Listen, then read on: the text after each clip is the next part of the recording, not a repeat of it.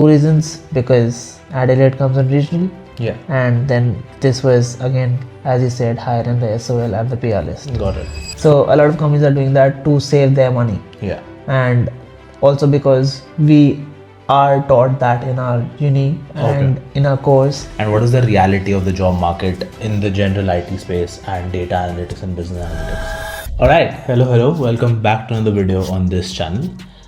This has been a very requested video from a lot of viewers because everybody wants to study IT, business analytics, data science.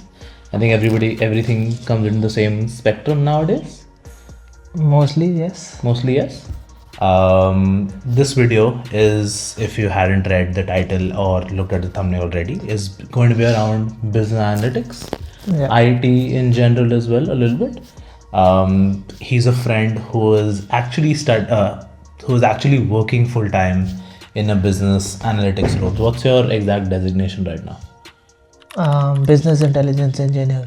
Okay. In this video, we'll cover a bit of his journey, how he's going right now, what sort of things he studied during his university degree, how much is he putting to practice now in your role, how did he actually get a full-time role, what his friends are doing, what is their position like, and what is the reality of the job market in the general IT space and data analytics and business analytics.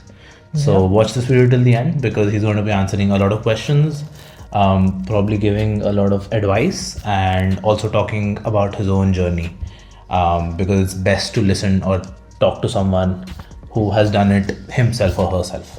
So let's start off from the beginning. Where are you from? What did you pursue in Australia? We're in Adelaide right now, by the way. But yeah, start from the beginning.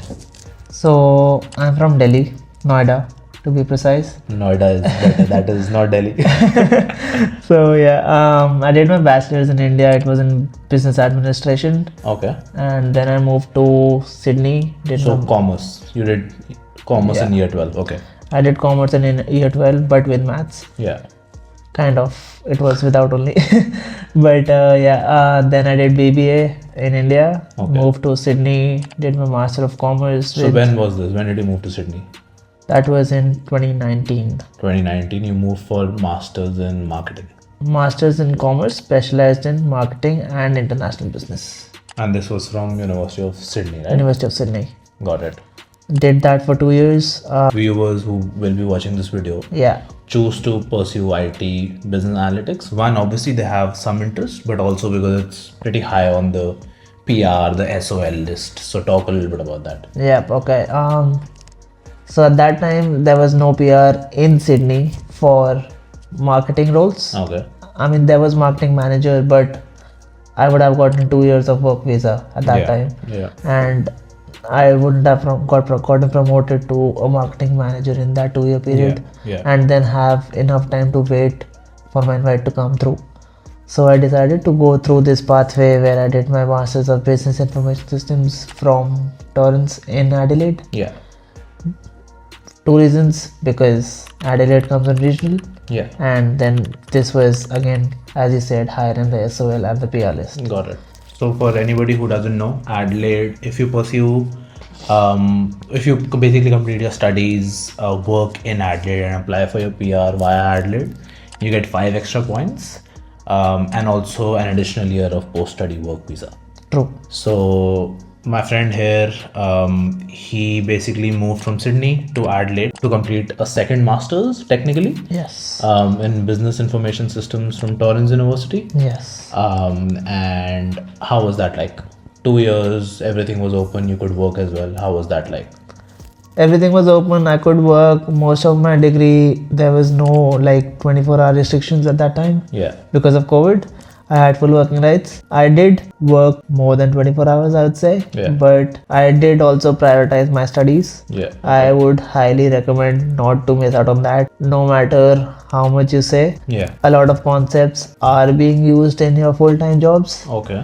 and it basically forms your fundamental knowledge. Yeah. And if you have that, you do grasp faster and better Yeah. when you are on the job training. And most probably in the interview stage as well, right? In the interview stage as well. you would have that confidence that you know that stuff Yeah. and you know what to talk about it. Yeah. Even though how much you would have prepared for it, with the fundamental knowledge that you would have gotten when you were studying, Yeah. that cannot, like, no, nothing can beat that. Yeah, got it. Yeah.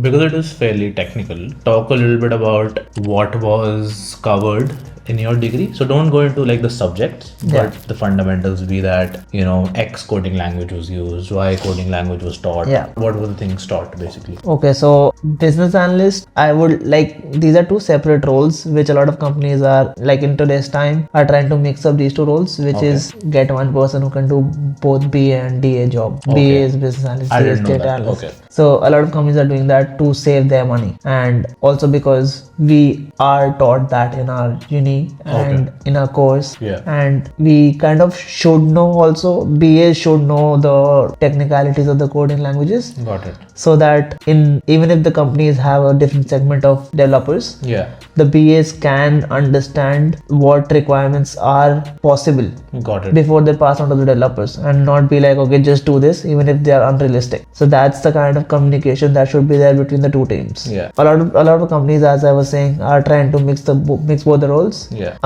My degree did teach me about the coding languages which are mostly used, Python and SQL, and a good amount of knowledge I got from there. Yeah. And even if you are a beginner, like I did have some previous knowledge about those languages, Okay. but even if you are a beginner and you just do those courses, you would be able to justify your knowledge during your interviews, Got it. and that would give you a lot of content to talk about and a lot of knowledge to show that you can deliver the task whatever comes your way. These two languages are kind of the most taught and mostly used in these roles. Yeah. And apart from that, my degree did teach me about how to use this ticket management tools, which is called Atlas and Jira.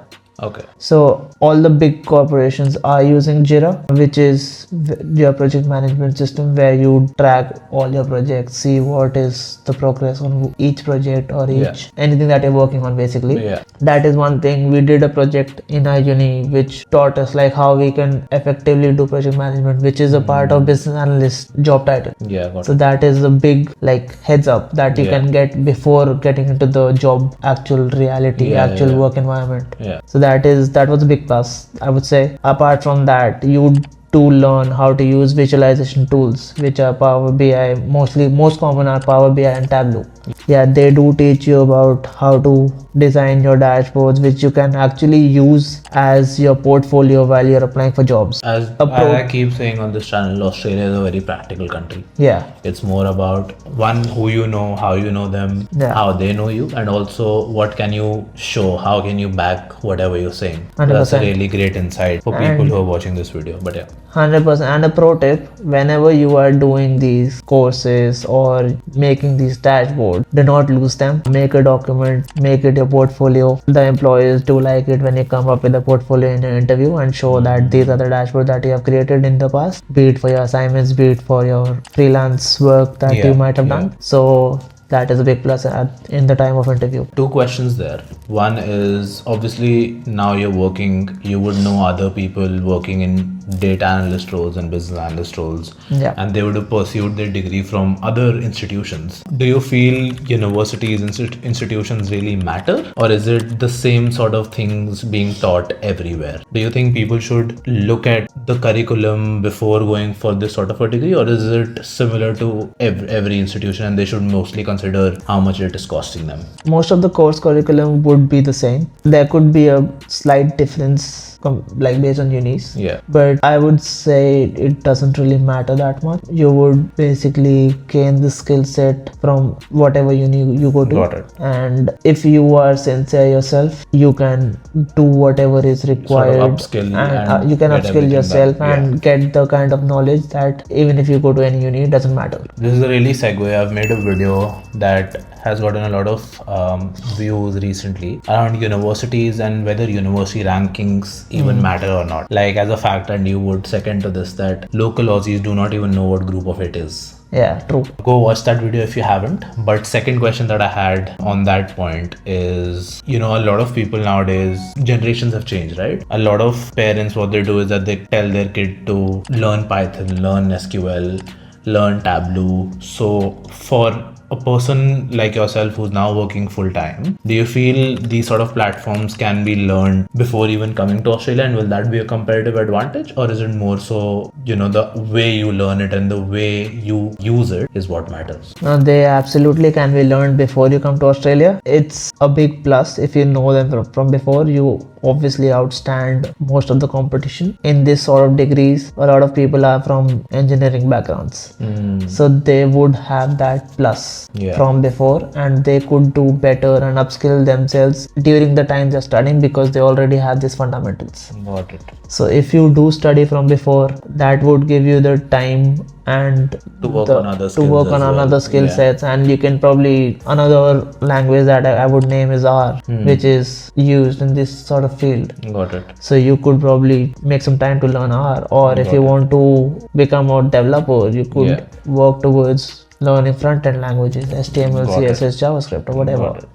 That's up to you to play around, but if you know it from before, or if you put in some extra time to learn a lot of it before your uni teaches you, then you can make some time for yourself to learn a lot more and then stand out the competition.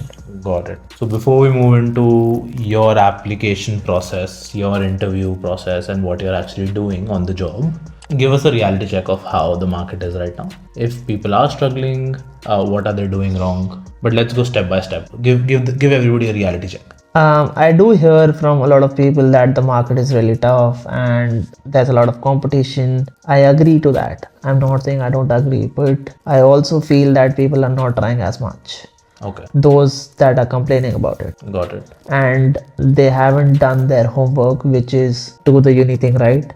Have your fundamentals clear. Actually know what you're being taught. Yeah. And actually know what you are going to implement in your job. Actually work on your application processes, which is have a good resume, have a good cover letter, and do your preparation for the interview questions, or have the knowledge according to the whatever the job description that the company is asking for. Learn about that, study about that. A lot of people are not taking out the time to learn this, work on these small things, which does impact their performance in the interviews. Because if you are not well prepared for the requirements of the job, then obviously the employer will be double-minded for you, or would not probably offer you the job. Do certifications matter? Do your Udemy, Coursera courses, LinkedIn learning courses matter? Or do they only matter if you can back them by practical work? Certifications do matter. If you can back it by your practical work, that's a big plus. But even if not, they do matters because of two things. One, that you actually gain the knowledge. Second, you have a certificate proof that you have done this. And it obviously strengthens your application that okay, this person is certified in this. Like I did a lot of certifications when I was applying for jobs. Lean Six Sigma is one of them. Which one? Sorry, I think Lean Six Sigma. Sigma. Which is another. It's an approach which you use in project management or while working as a BA. So that's. So that you did your certification in that. I did that. No. I did LinkedIn Learning certification. Okay. Any other certifications that you would recommend? I did SQL certification. I did project management, agile methodology certifications. So I did a few of them, which I did a cybersecurity certification. Anything that could be closely related to my field. So a lot like SQL, I could show my knowledge that yes, I do understand because I had the certification and I also could talk about it. It does give you the confidence and the knowledge to speak about it. If you do a Tableau certification, let's say, or Power BI certification, in the process you would obviously make some dashboards out of it to practice or learn about it. You can probably show those. That would back your. But do you feel that the supply of people coming in to pursue IT, business analytics, data science, etc., are they matching the demand of the number of jobs available, or is there an imbalance maybe on the demand side or on the supply side? Just Okay, from general knowledge. So from what I feel, again, yes, there is a lot of supply and less demand Okay. of in terms of job applications. Yeah. But then again, if I see the number of quality applicants, then again, if you just see those applicants and to Yeah. the number of jobs, it does like match. Sort of match. Yeah. Okay. Because a lot of people are not putting in the efforts.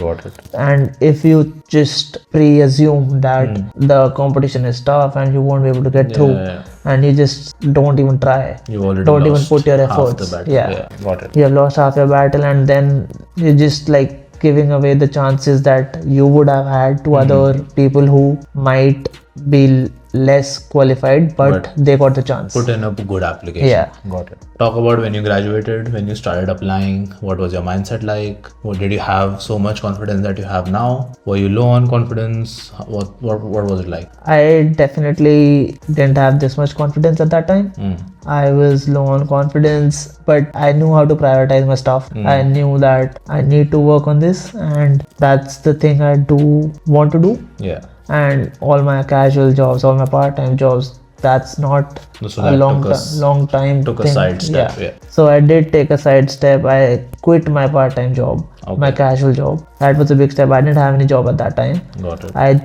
just purchased a car to do UberX in the free time that I have, just to sustain my living. Yeah. Because I personally know, I'll just put it into a timeline. In September you graduated. August you applied for your 485 visa. Yes. Granted, pretty easily. Yeah. Because at that time they were processing applications really easily. Then quit your jobs. The full of November I went to India. Just came back. Take a break. Just to take a break. Came back, quit my job in December first week. Okay. Got my car, and then made my schedule that okay, I would do 9 to 5. I'll do quality applications and my certifications. Yeah. And post that, if I have the strength, I'll go out, do some work just to sustain Just my to sustain your bills and everything. Okay, got it. And I'm still surprised by hearing this timeline, but when did you start applying and when did you get your first your job, full-time job basically? So I started applying on the 2nd of January 2024. I got my offer letter on 17th of January 2024. Yeah, that is for someone in this day and age, and in that day and age as well, for someone to crack that sort of a job in business data analyst, whatever you want to call it, in 15 days or so is very commendable. So any advice, any tips that you would like to give? Obviously, you've talked about knowing your stuff. You've talked about knowing what you actually studied. You've talked about having the confidence that you actually know what you're going to do. You've also talked about prioritizing. You've talked about quality applications. Yeah. Anything else? Obviously having, everything works with manifestation, destiny and all of that. But you have to put your hard work behind it. So any tips, any insights with that? Yeah, okay. So with all those things, a lot of people say that if you are applying, you should do like 50 applications a day. Then you would do n number of applications in this much time, and then someone would revert back. You'll get an interview. That will increase your chances of like getting a job. Yeah. I would say do 4 or 5 applications or 3 applications a day, but do good applications and use the rest of your remaining time to upskill yourself. That is the biggest. Got it. Start with having a very good resume. Yeah. Do not apply for jobs without a good resume. Got it. Because then you're blowing away your chances just because you had a bad resume and that didn't go through the AI systems that are in place. So what we do is that we have multiple like ATS checkers in Australia. Yeah. And they work anywhere in the world basically. I can link a couple in the description down below. But what we generally do when we're applying for jobs is, let's say if you've made a resume, if you've tailored a resume according to a certain job description, on the left hand side we put copy paste our resume, on the right hand side we put the job description. Then it compares the both and gives us a score and feedback. on how many key words are missing, how many are Yeah. included, what to do, what not to do. But carry on. And it would basically give you like, is your resume a good fit for this job description or job profile or not? But yeah, do that, have a good resume, include the keywords as Anshul just mentioned, and try to include like statistics that if you had past experience, what did you do right, what did you implement, and how did it help the business that you are working with. That would certainly give a better feel to the employer and more confidence to the work that you are showing. Apart from that, yeah, do the quality applications. Try to prepare well about the company and the job description before you go for the interview. First impression is the last impression. Yeah. And I have personally taken a few interviews for my own organization, and in the first 5 minutes, a few minutes, the employer has the perception of the candidate that if they want to hire them or not. Yeah.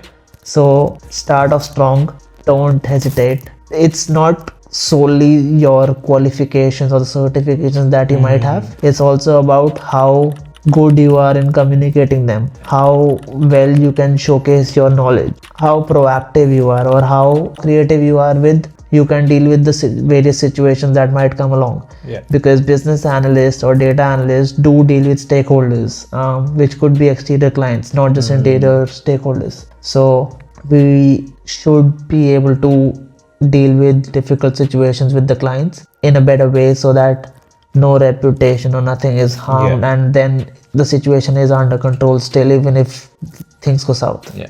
Alright, 2 questions there, and being conscious of time. One is, let's say you were in that place as well where you hadn't worked in a similar role before. So what did you put on your resume? Was it projects? Was it university projects? Was it your certifications? How did you go about that? In the scenarios where you don't have previous experience, I would say try your best to find internships when you're studying. If that doesn't work for you, try to do projects in your free time and showcase that in your resume. It does not need to be just your uni projects. Yeah. Do some for your own, which you can showcase. You don't have to show that it was paid or whatever. Yeah. It's just you're demonstrating your skills and the knowledge that you have got. So take out the time, work for yourself, work for your long-term goals. Yeah. Keep your short-term goals on the side. A lot of people come with the mindset of earning money. Yes, I understand that they have to support their living, whatever family conditions could be there. But understand, as my dad always told me, that you are going to be earning money all your life. Yeah. This is the time where you upskill yourself. Yeah. So use that time. And one thing also, that you're going to be earning money irrespective of what phase of the journey you're in. You may be happy earning money now as a student, but because of that, if you don't get a full-time job, your technically, quote unquote, your income trajectory will stay the same. But if you reduce this right now, you focus on getting a full-time job, and this will increase, then your income trajectory will keep increasing. Yeah. But second question I have is, let's say I put you in a hypothetical situation that you didn't get that job in 15 days. What else were you ready to do? What other strategies did you have in mind, like LinkedIn outreach, cold emailing, cold calling? Have your friends done anything that got them a role? Anything? Yes, so this wasn't the only thing that I was doing. This worked out for me. But there are a lot of things that you could do, like reach out to people, connect with people on LinkedIn in your market that you're currently in. Ask them for a quick coffee catch-ups and try to establish a connection with them. Don't just reach out being like, can you offer me a job, or can you refer me to a job? Exactly. Try to establish a personal connection with them, and then nurture that relationship. And then try to get them to offer you if they are hiring, or refer you even to advice or insights as well. And there are a lot of meetups that are happening, especially in Australia. There's this site meetup where you can find professional meetups. I personally organized one was in the organizing team for quite a long time, which was Adelaide Agile Community, which is directly related to the field I'm working in. Exactly. And there are a lot of student clubs and societies like that as well in your institution. Yeah. Be that a computing society, a coding club, or whatever. Yeah, there's a And lot of them. that might sound as nerdy, but you need to know how to use that when you're talking about yourself. Maybe when you're in an interview, maybe in your resume. Because it might seem nerdy right now to you and your friends. But even just being a part of that community Yeah. might get you so many connections in the future. Now talk about your interview. Don't go so in depth, obviously, because of confidentiality reasons. But just generally, as you've told me as well, that a lot of things that you actually were taught in uni were asked as technical questions. Yeah. So what was it, a mix of technical and your soft, your personal skills? What did they assess basically? What did they look for? And as you said, now you're taking interviews. What do you assess other than, knowing about the company and the general things that are out there on the internet already? Yeah. So definitely it was a mix of technical and the soft skills. I was basically, as I mentioned, that I was taught about Jira. How did I prioritize my time? How did I prioritize my projects if I had multiple of them at the same time? How did I deliver them on time? What strategies did I use to prioritize, or how would I approach a situation if I had to solve a particular problem? That's how the employers see how you can basically deal with challenging situations. And technical would be around, they would ask basically for languages. They could give you a simple query. Okay, in this case, how would you get this output?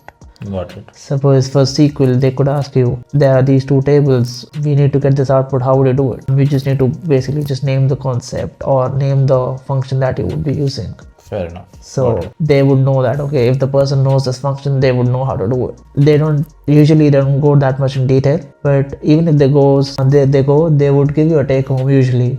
You can do it in your own time, and gives you a good space to keep calm and do it. Already this has been a pretty long video, but a really value adding video. Yeah. So 2 last questions. One, what does a day in the life at work look like for you? So talk about some daily tasks that you might be doing, bigger role that you might have around. Don't talk about the nitty-gritties of your work or your clients or whatever, but just generally talk about what you do at work. So my day-to-day work does involve dealing with my clients, my stakeholders. I do communicate with them very often, which is a good way of keeping a healthy relationship with them, and also having them keep updated and stay in the loop with the progress, whatever on the projects we are working on with them. Apart from that, I do visualizations along with others in my team.